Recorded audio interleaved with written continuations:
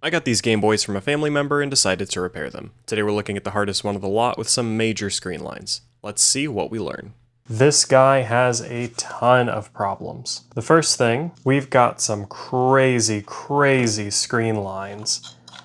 I don't know that we'll be able to fix that. The next thing is that the polarizer is very orange compared to the other ones. There's a side by side. So we'll probably want to replace the polarizer if we can get those screen lines sorted out. It's also very filthy and could really use some retro brighting. I'd like to get this sticker removed. There's a lot going on here. And first, we need to see if we can get that screen working. So let's get it torn down and see what we can do about that screen. All right, future Matt's gonna explain what past Matt was too stupid to explain. Inside the screen, all the pixels are controlled by tiny connections that run along the edge of the display, kind of like really thin wires made out of glue.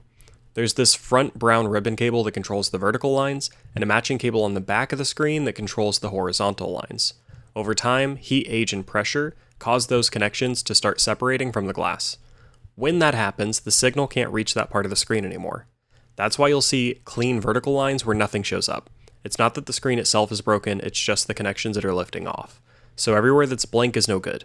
To fix this, we basically have to remelt, or what an adult would call reflow, those tiny connections. You can do this by carefully removing this piece of black rubber and heating the ribbon cable along the side with something like a soldering iron. As you apply heat, those tiny connections start to reconnect. To make sure that we know that we're working on the right part of the cable, we're doing this with the device powered on to see where our lines are. For your soldering iron, I found a tip with a large surface area works best. I kept mine at 260 degrees Celsius, which is 500 degrees in freedom units, or 533.15 degrees in Kelvin if you're a scientist. You have to be pretty careful with the iron. Staying in one spot for too long can melt the cable. Not that I would know anything about that. I found using hot air was better for most of the restoration. I used a really hot hair dryer, but a hot air rework station would likely serve you better. I would heat the screen until it turned black, let it cool, and then run it again. I also found online that rubbing the heated area can help, but I wasn't able to get any luck there. I did find that letting the screen completely cool allowed more lines to return, so you'll want to do this in a few passes if you're restoring a large area like I am here. I also want to make it clear. I accepted I could damage the screen here and would likely have to replace it, so you'll want to do your own research before trying anything you see here to determine how to best approach repairing your own device. If y'all don't subscribe for that, I'm not going to be able to do anything impressive to you. After thinking about it a little bit more, I think we're actually going to leave this polarizer alone. It's not real damage or anything, it's just mild discoloration around the sides. And honestly, I don't want to risk anything with these screen lines and playing around in here. So we're going to leave that guy alone, and we're just going to move on to any additional problems that we find. So the battery contacts do have a small amount of corrosion, more so on the bottom here, a little bit on the back. I'm going to try just taking a pick and scraping that away. I would say that that is good enough. Now it's time to give everything a decent wipe down with some isopropyl alcohol. I'm using 99% isopropyl alcohol. I think anything over 90% is probably fine enough. You just want to make sure that it evaporates quickly so that there's no risk of corrosion on the board from your work. I really want to make sure we get these contacts nice and clean, so we're just going to rub these down. This will make sure that we get a nice solid contact on the buttons. That's what each of these little black spots, these are the contacts on the board so that it knows when you've pressed a button. Making sure that these are clean, we'll make sure that we don't have any interference with that. If I see any areas of flux that is built up, I'll go ahead and clean that a bit as well. Now for our speaker. Be very gentle working on the speaker. I'm sure you're not even supposed to use alcohol of this strength on plastic at all, but I'm doing it. Now we turn the board over, and same thing. Anywhere where I just see a buildup of flux or any corrosion, I'm happy with that. Now we'll take a look at this board. There's this massive buildup of flux that I don't know I'll be able to get with this method alone. That'll do. Now that we've got that stuff cleaned up, it's time to begin cleaning the shell. Look where the D-pad was. There's so much gunk. The lens itself is a little scratched. I'll do what I can. Now we're ready to clean these contacts. So the first thing that we want to check for on contacts is we want to make sure that if I push them side to side, that there's no breaks. If there is, I need to replace them. If they're solid, which they are not, so that's bad. We have to replace it. Yeah, it's bad on this one too. Thankfully, I do have replacements. Let's check these guys. Okay, so it's just the directional pads that we need to change. However, I'd like it to feel consistent across the entire Game Boy, so I will be replacing all button pads. Before washing everything, I wanted to get the glue off the shell first. I just used some IPA and some elbow grease to get most of this off. But Goo Gone's probably safer for plastics. I don't know. I'm not your dad, so you do whatever you want. Once I got that as clean as I cared to, it's time to wash everything off. I just used a bit of dish soap and warm water for this part. We're about to retrobrite the shell, so you need to make sure that the shell is degreased before you start the process to get the best results. Learning from my previous failures, we're going to use some new tools today.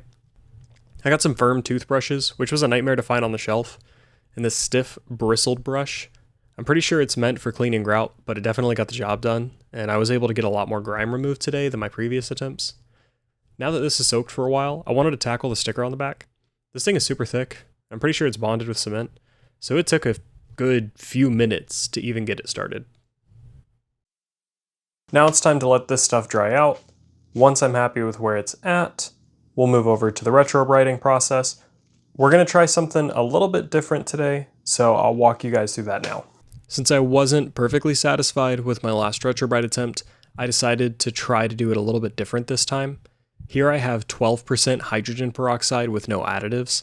I'm attempting to do this indoors because it's raining outside, so it made more sense. We're using a grow light. That's what mommy and daddy gamers use to grow Game Boys in captivity. Anyways, this took something like 7 hours to get a reaction from. Even though I had the right dilution of hydrogen peroxide as well as a considerable amount of UVA, I lacked heat since my garage was only 50 degrees Fahrenheit. That's 10 degrees Celsius if you've never seen a Dodge Charger in person, or 283.15 degrees Kelvin if you like to repeat jokes. Enough of that, let's see how it came out. All done with the retrobrighting, and this is our finished result on that front shell. It was very yellowed before. Back shell result was pretty good. I took this guy out a little bit early because I was scared. I probably should have left it in a bit longer. Learn and live, right? So we'll go ahead and begin reassembly now. Remember, this console had some issues with the old pads, so we are doing some aftermarket pads in here. Curious to see how they feel once this has been assembled. I haven't done these before.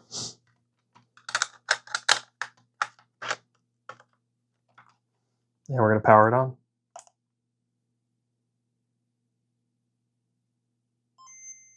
Yeah, so we can see that the screen is a little bit more orange or yellow than this one over here. I mean, this polarizer is definitely the best color. I stand by the choice to not change it on this one. Those screen lines were terrifying, and to get this guy working the way that we did, I didn't expect it. The retrobrighting came out really well, I would say. For comparison, here's the retrobrite that we did with just the cream. So now we can see them side by side. This is the one that didn't need retrobrighting because it was basically bought and then put into a box. This is the one that we retrobrighted last time using the cream. On this one, we got some terrible lines all over it, significant discoloration, but on this one, no such thing. Really even. The sides are a little bit brighter. I didn't add enough peroxide to the tub. So at times, this was exposed to oxygen and not covered. I think going forward, what would work better is putting this in a bag with that peroxide. The other thing is, I just use that one UV light. It's been cold and stormy here, so my garage is 50 degrees. This took like, I don't know, 8 hours. It was insane. I think more important than the UV light is temperature. So I think if I would have had a sous vide in there, this would have been done so much quicker. So maybe next time we'll try this out with a sous vide in the mix. But I'm really happy. I mean, it works. Those screen lines, I thought we had a goner. But yeah, I mean, power's on, it plays. The aftermarket's interesting. I don't love this D-pad. I didn't like the other D-pad either, so maybe I'm just picky. But man, the A and B button feels really, really good. So that's going to do it for this video. If you enjoyed the content, leave a like. And if you'd like to see more episodes just like this, feel free to subscribe, and I will see you guys in the next video. Don't do what I'm doing.